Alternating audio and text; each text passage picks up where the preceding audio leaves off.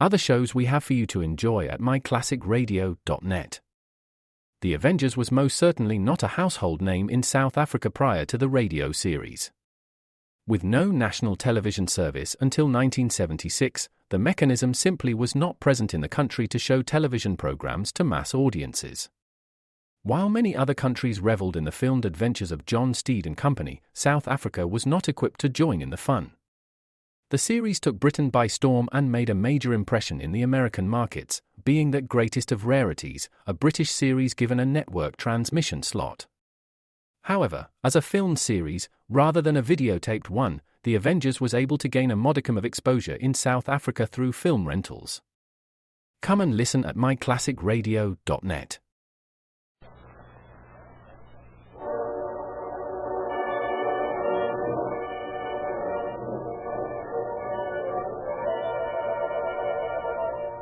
Calling all cars, the copyrighted program created by Rio Grande. San Joaquin Sheriff's Office calling all cars. Attention all San Joaquin County Sheriff's cars. Broadcast 184 regarding a murder in Stockton. Further details later. That's all.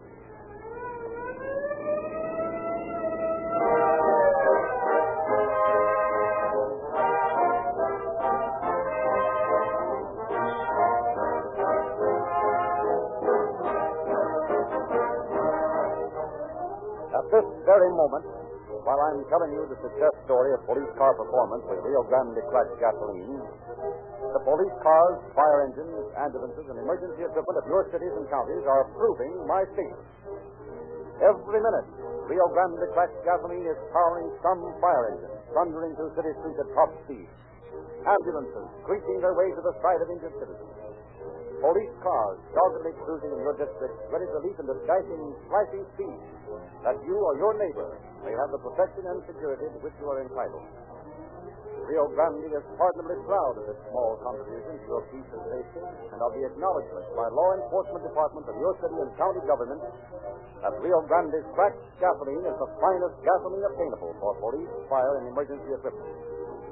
That's why Oakland, Berkeley, Fresno, Marysville, Bakersfield, Los Angeles, Pasadena, Arcadia, Monterey Park, Linwood, Colton, Bendora, Santa Barbara, San Diego, Phoenix, Glendale, Buckeye, Mesa, Las Vegas, Santa Barbara County, San Diego County, Coconina County, Maricopa County, Orange County, and many, many other cities and counties have specified Rio Grande cracked gasoline to power all their police, fire, and emergency equipment. We believe that you will agree that this is the strongest testimony, the most conclusive proof of gasoline superiority that has ever been presented to you. Why not follow the lead of those who know most about gasoline? Get Rio Grande cracked. This quicker starting, faster accelerating, longer mileage gasoline will give you a new conception of performance. Get police car performance with Rio Grande cracked gasoline at your independent Rio Grande dealers tomorrow.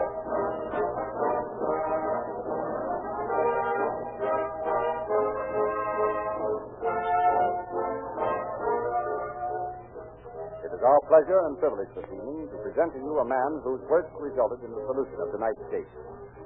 Deputy Sheriff Rudy Weber of Stockton, speaking from San Francisco.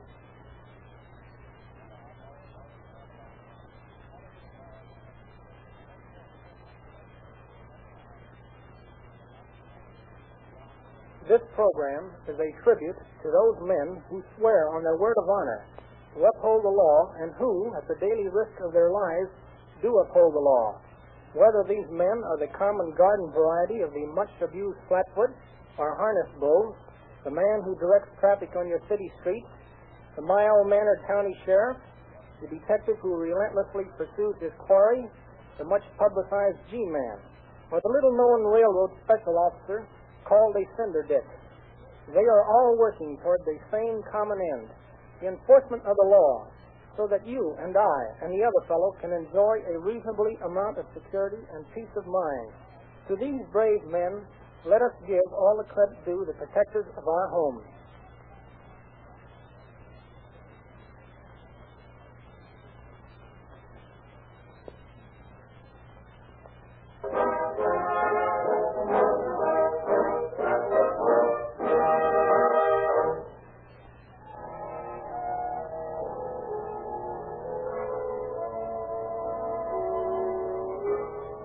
On the night of September 7th, 1935, Rodney Gordon, a patrolman for the Western Pacific Railroad, bade his wife goodbye and drove to the railroad yard 1 mile south of Stockton, from which long trains of cars loaded with fruits and vegetables were moving like groaning leviathans toward the east.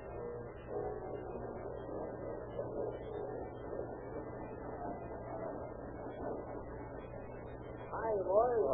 How's the night going? We're in the busier. We couldn't handle it. Lots of fruit loaded today, huh? Aye, and lots of vegetables, too. Those Easterners must be awfully hungry. I like to see stuff moving this way. It means things are getting better. Well, there we are. Car loadings were up 50% last month. How's Ed? Seen him around tonight? Well, he's out checking up in the jungle beyond the south end of the yard. I wish we could clear that dump out. Just a minute. Aye, if there's nothing we can do about it, though. Certainly not. Well, I'll mosey on over that way and have a look at things. Hey, you better be careful. Some pretty sharp-looking lads doing that. I know, but we got some fine loads spotted on those tracks. We got to keep an eye on the stuff. Hey, come back here. Say, what's the idea of all of carrying the holster loose like that, huh? Oh, I haven't needed that gun in years. I just carry it around when I'm in the yards, and when I come in, I always take it out and lay it around somewhere. One day you're going to need that gun quick, and you'll not be able to get it out of the holster. No, Dunk, you're too suspicious. The days of gunfighting are over. Yeah, maybe so, but personally, well, I'd rather have a gun I could use. I'll use my billy if I have to, but I don't want to shoot a man. But those hobos doing the jungle didn't feel that way, huh? Maybe not. Any way I can handle it. Aye, have it your way. Virginia. I'll check in later. So long.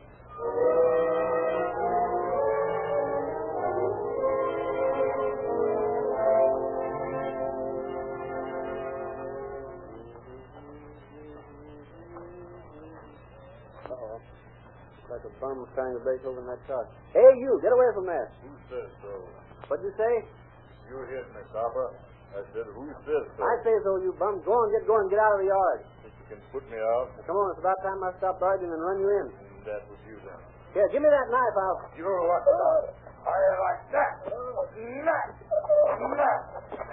Right up in me, will you, Copper? Cut your heart out, and I'll drive this thing down as far as I can.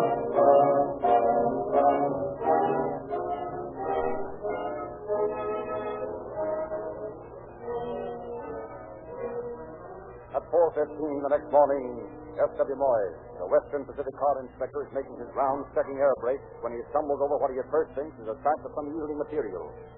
He shines his lantern on the object. Horror-stricken, he sees the mutilated body of patrolman Rodney Gordon. Yardmaster Duncan speaking. Hey, Dunk, this is Moore. Hey, no, just a minute, man. Now, what are you trying to say? Well, I just found Rod murdered. What? Yeah, just found Rod Gordon murdered. Where? A river. Where? Willie, down here in the south yard. All right, now listen. You go back there and stay there till I get there. I'll call the sheriff and give him full line. Go on, get off the line. I want to use this telephone.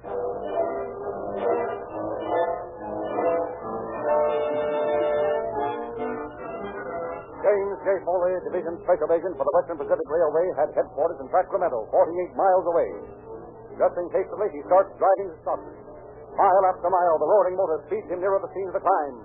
Around curves, the breakneck pace carries him. Through small towns, past drowsy trucks groaning with their loads. At last, to a screeching stop at the yard office. 48 miles and 46 minutes. Foley is met by Yardmaster Duncan and Deputy Rudy Weber. Right over there, Mr. Foley. Okay. We're all over there. We got it, boys, sir. Moyes there found the body. Has anything been moved? No, sir. Everything's exactly as it was. Where'd this roll of bedding come from? They found a balloon doing the tracking, sir. Probably belongs to Bird the Stab Rod. You ever see it before? No, never saw that particular one, sir. Well, let's take it along with it. Might as well let the ambulance boys take care of things here. Poor old Rod. Looks like he didn't have a chance. Aye, looks that way. Wonder where his gun is. Don't see it in his pocket. Oh, that's funny. All this carried it in his hip pocket. I was ragging him about it this evening when he checked in at the yard office. Oh, here it is. I found it over here in the other track. Must have fallen out of his pocket when he fell. Looks like he never had a chance to pull it, sir. Evidently didn't.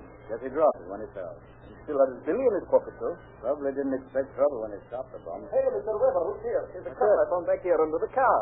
Well, that's fine. That may prove valuable in tracking down the murderer if it happened to be his. I'll take it down to the sheriff's office and see what we can find out.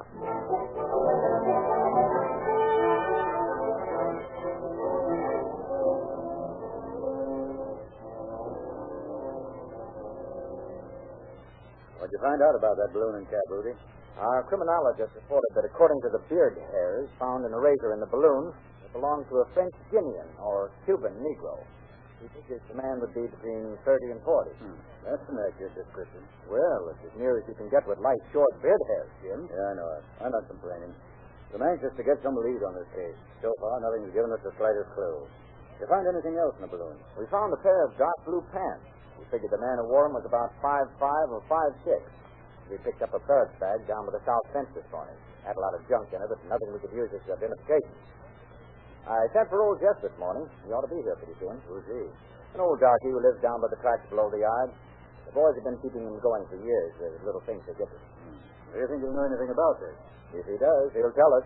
That little tin sack of his houses as honest a man as you'll find in town. I'll soon find out about that. What I want to do is get a definite lead to work on, then I'll take care of the rest. Oh, that's probably just now. Come in. Y'all send for me, Mr. Webb? Yes, yes. Come on in. Close the door. Yeah. Yes, this is Mr. Jim Foley. He's a yes. special agent for the Western Pacific. Pardon, Mr. Foley.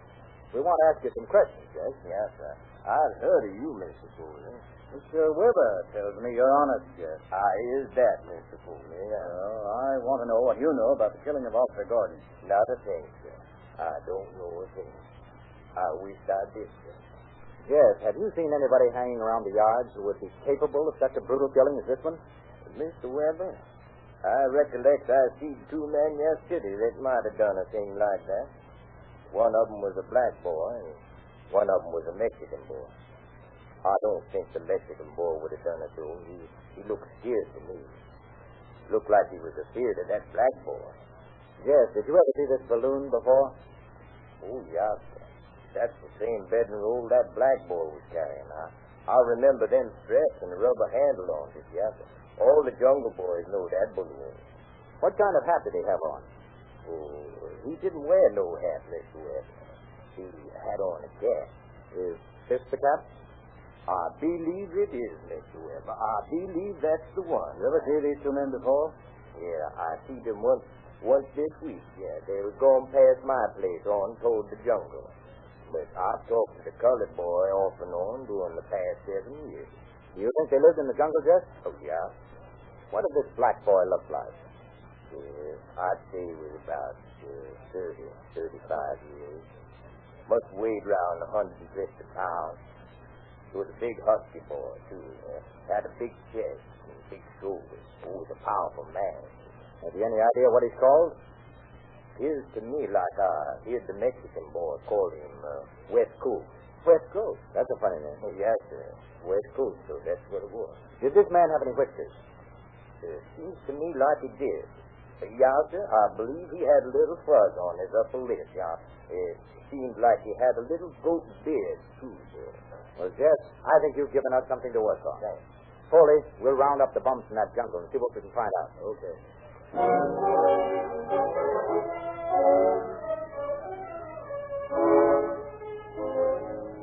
A strike net was thrown around the vicinity of Stockton, and every jungle combed. Scores of vagrants and itinerant floaters were picked up and questioned. The news of the murder of Patrolman Gordon had been broadcast, and excitement was a fever heat. Then, one day in early November, Deputy Sheriff Weber is questioned, a jungle habitué. You ever seen this cap before? Yeah, sir. I've seen it lots of times. Where'd you see it last? Well, boss, I can't say exactly. It's been most a month since I see that cap. Was anybody wearing it when you saw it last? Yeah, sir. I believe West Coast had that cap on when I seen it the last time. You know West Coast? Yeah, no, sir. I don't know him. No, sir. At least I don't know him well. I've seen him lots of times, though. Him and his that boy, that Mexican boy. You know his name? Y'all mean the Mexican boy? But yeah, sir, we call him Chief. No, I mean West Coast. Oh, no, sir. I don't know his name. No, sir. Can you describe him? Well, boss, he had a sort of funny-looking beard. And I remember that he was always sharpening that knife of his, too. Did he always carry a knife? Yeah, sir. He had a knife that long, and he was always sharpening it, too. Did you ever see this balloon before? Indeed, I have. I've seen it lots of times. That belongs to West Coast. I see them carrying it the day before Officer Golden was killed. Oh, he's a bad man, mister. Yeah, I agree with you. You say he had a long knife. Anything peculiar about that knife? Well, sir, it was a long knot made out of foul, I reckon. It's got a funny turned back point. Oh, he was always sharpening on that drop there on the balloon. This West Coast, did he drink much? He drunk lots of cheap wine, and he smoked Mary Warner, too. Really? Yeah. A couple of youngsters here say they got some information for you. Well, have them wait, will you, please? We'll see him in a minute. Now, look here, fellow. We aren't after you for anything. We aren't even going to put you in jail or do anything to you. But we want to know all you know about this West Coast bug. Now, have you ever heard his real name? Well, let's see now. What was the boss? I'll recollect. I done heard his name once. Now, let's see now. Oh, come on, man. Think. What's his name? Well, boss, I don't know whether it's his front name or his back name, but it seems to me like it's Floyd or Lloyd or something like that. I heard him say once that he's been arrested for knifing a Armenian down near the depot in Fresno. But that's all I know about him, so that's me. That's enough. We'll find him. Oh, Jim, hop in your car and take a run down to Fresno and see what you can pick up on him. I'm practicing there now. Oh, and send those kids in when you go out, will you? Okay. I'll see what they have to say. All right, boy, you can go now. Thank you, sir. Thanks. You, Mr. Weber? Yes, come in, boys. Mr. Foley says you have some information for us. Well, yes, sir, we have it. May not be much good, but we thought it might help. We'll decide that. Now, Doris. Well, sir, Bill and me, he's Bill. Hiya. Yeah. Well, Bill and I was discharged from the CCC camp up in the mountains about the first part of September, see? We decided to go down and visit an aunt of mine who lives at Mojave. Mojave. Oh, yeah. We were hitchhiking, but we didn't seem to be getting along so fast, so we decided to hop a freight and save our money. We was walking along down by the tracks on the south side of the yard, and we seen a light over in the jungle, I think you call it. So we went over. We thought maybe we could sleep there, but when we got there, we heard a man say, "There's a lot of this thin stick around here that's been causing me trouble. He's going to get this knife between his ribs the next time I see them." My friend. You cut him with your knife, I cut him with my razor. Sure, kid. You string along with me and we'll go places. What places, for instance? Well, me, I'm going east. I'm getting tired of this sunshine and heat. I'm going where they have real fall weather in September. Me, I prefer the sunshine. Pedro, throw more wood on the fire. Sorry on you, Pedro. Pedro's a lazy dog. Let's get him in a trap game. We'll use my dice, and if they don't like it, we'll cut his throat. Better we save that for the cinder dish, no? That's a fine idea, Chief. As a matter of fact, it's a swell idea. I think I'll go do it now. Not now, my friend. We smoke a few more cigarettes, yes? Yeah. Give me another marijuana. Boy, that makes you feel good. Say, Chief, I want to get started, so I'll take my balloon and get going. There's a freight leaving here about 4 o'clock, and I want to be on that freight. So we got scared and beat it. We hid in a culvert till the jungle quieted down, and then we got a freight for Fresno. When we heard about the murder, we thought maybe we'd better come back and tell you what was like. Well, I'm glad you did, boys. It doesn't give us much definite information, but at least we know the kind of man we have to deal with. Tell me, have you ever seen this bundle before? Yes, sir. That's the bundle the man with the knife was sitting on. Did you ever see this cap? Well, yeah, that was on the Negro's head. Would you recognize this man if you saw him again? Yes, sir, I would. I'd know him anywhere. All right, thanks. As soon as Foley gets back, I want you to help us identify any pictures he gets. We'll find that bird yet, and when we do...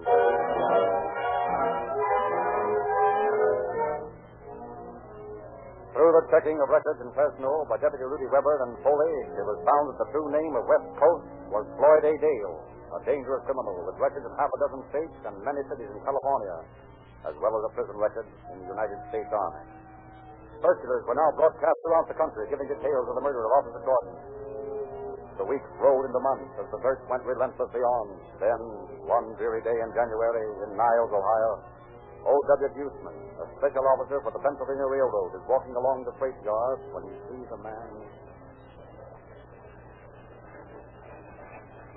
Hey, you walk over to that car. Where have I seen that bum before? Hey, wait a minute, you. Haven't I seen you around this yard before? Maybe you have, and maybe you ain't. Oh, smart guy, huh? What's your name? Smith. You sure it's not Dale? Smith. Okay, come on. We'll go down to the who's down and find out.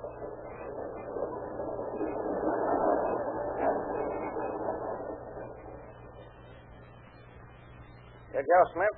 Yeah. It's the man you arrested yesterday? Yes, Your Honor. I picked him up in the Pensy yard. It doesn't look like the same man I booked last night. No. I found this razor blade in his cell this morning. He shaved off his whiskers with it. That right, Smith? That's right. What's the charge? This man's wanted by California officers for murder. Can you prove that? Why, no, I can't prove it, but I'm sure he's the man. Where'd you get your information? From a circular sent out from Stockton, California. Well, where is it? Well, right here in my pocket. Doesn't look like the same man to me. Well, that's because his hair is cut differently and his beard's gone. Did you print him? Yes, sir. We've mailed the fingerprints to California officers. Smith, is this your picture? No, sir. Where were you on September the 8th, 1935? I was in Miami, Florida. Well, I can prove it. Guzman, I'm not convinced this man is Floyd Dale. I see no reason for holding him for California officers. Smith, I find you guilty of vagrancy, fine the minimum fine of $5. Pay the question. Boss, I ain't got no $5. That case will have to keep you in jail until you serve out the fine. That suits me. Take him away, Joe. I tell you, Judge, that guy is the same one who killed that officer in California. If you're so sure of that, why don't you wire Stockton? That must be found there, man. Well, that's just what I'm going to do.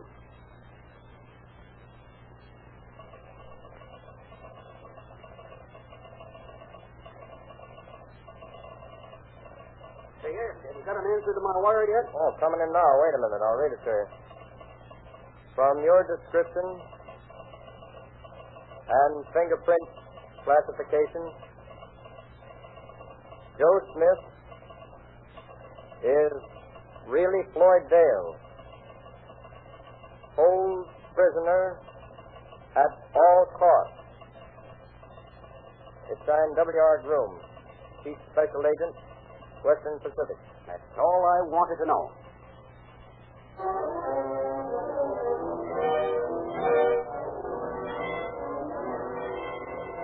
On the strength of the telegraphic information sent by Officer Huseman, Special Agent James Foley and Deputy Sheriff Rudy Weber and E.G. Hill left immediately for Walden, Ohio, where Dale was being held.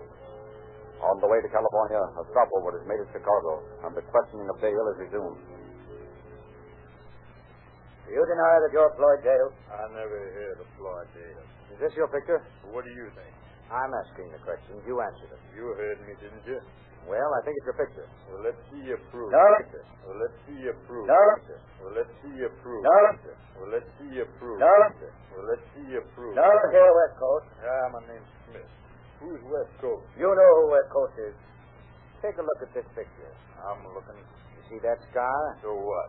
That's the same scar you have on your head. It still don't prove nothing. And here's a picture taken when you were in jail in Fresno. You notice any similarity now? Take a good look. You ever see that picture before? Here's a picture of a balloon found beside the body of Officer Gordon. You ever see it before? Here's a cap found at the same place. Is that your cap? Answer me, is that your cap? Are you Mr. Weber? Yeah, what do you want? Who are you? I'm Roy Jones, homicide detail. Maybe I can help you with this boy here. Well, you're big enough anyhow. Don't need muscle with these boys. Got to use your head. Let me talk to him by myself for a few minutes. Okay, see what you can do. Come on, boys, let's go out and have a smoke. Now, you listen to me, big boy. You in the spot. It ain't gonna do you no good to keep on saying you're Smith. That's the weakest alibi you can use. You gotta use your brain, boy. Now, I know what I'm talking about. Ain't gonna do you no good to sit there and sulk neither. You're a smart boy. Now play up to it. You got a good education. You can figure things out. You can beat this rap maybe if you use your head. How's about it, boy? Sure, I'm smart. I can outfigure these dumb cops anytime I get ready. I know you can. Boy, you got what it takes to outthink these coppers every time. Now me, I can't outsmart them. I'm too dumb. That's why I'm a copper. But you now... Telling me. Kid, I know I'm smart. But when I figured that syndicate had been doing me good, I'll let them have it. That's the way you gotta be. Beat them to it. Now, if I was in your spot, I'd say, yeah, I killed him. What are you going to do about it? I'd tell him straight out. Give him a good story. Yeah, that's what I'll do. I'll show these dumb cops where to get off. Send them in. Come on, Mr. Weber. He's ready to talk now. Okay. Well, how about it, Dale? Sure, I'll tell you about it. Get your pencil and paper. I'll tell you. He was beating me over the head with a gun, and I killed him. I knocked him in self-defense. Ladies and gentlemen of the jury, I ask you, was there ever a more pitiful defense or a more bald-faced lie? There lies the body of Rodney Gordon. 29 stab wounds in that body. His gun in his holster and 10 feet from the slain man. His flashlight lying beside him. His billy, the only other weapon he ever carried, still in his pocket. Not one single evidence of even resistance on the part of this fine officer.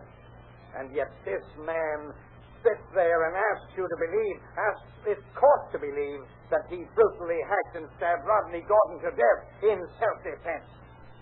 Moreover, ladies and gentlemen of the jury, bear in mind that Rodney Gordon was an officer of the law in execution of his lawful duty. This man had no right of resistance to such an officer. His act is one of cold-blooded, premeditated, bestial ferocity. His act was cold, calculated murder. You can in justice return no other verdict than guilty.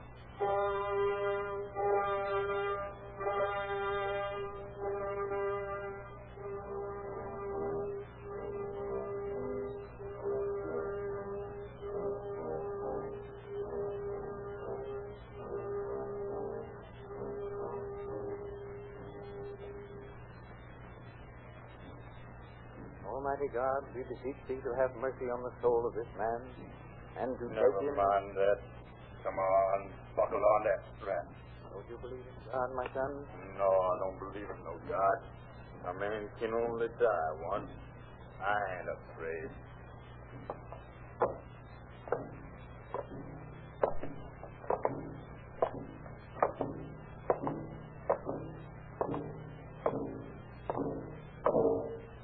Gander.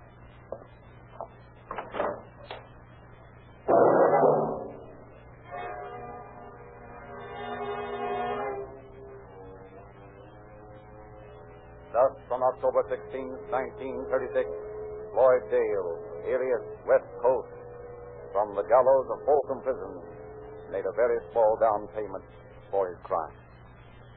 The June issue of Calling All Cars News is out. Walter Winchell, America's one-man newspaper, gives a personal interview to Calling All Cars News, about which he told us, quote, "It is one of the best ever written on me." You'll read two splendid detective stories, The Bamboo Snake and The Perfumed Cigarette Lighter. Both doubly interesting because, like all Calling All Cars broadcasts, they're absolutely authentic. And, of course, the regular sparkling radio and motion picture news and pictures.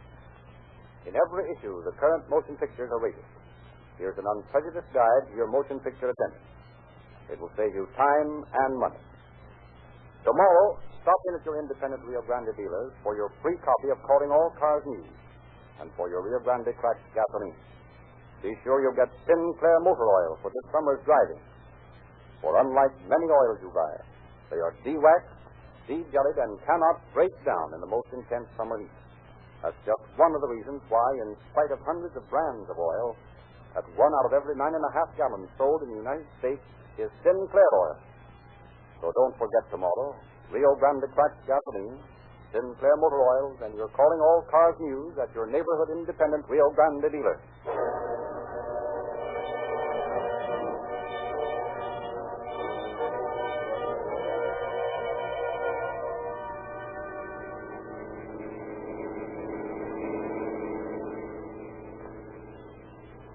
San Joaquin County Sheriff's Office calling all cars. Attention all cars. Cancellation broadcast 184 regarding a murder in Stockton. Suspect is now in custody. That's all.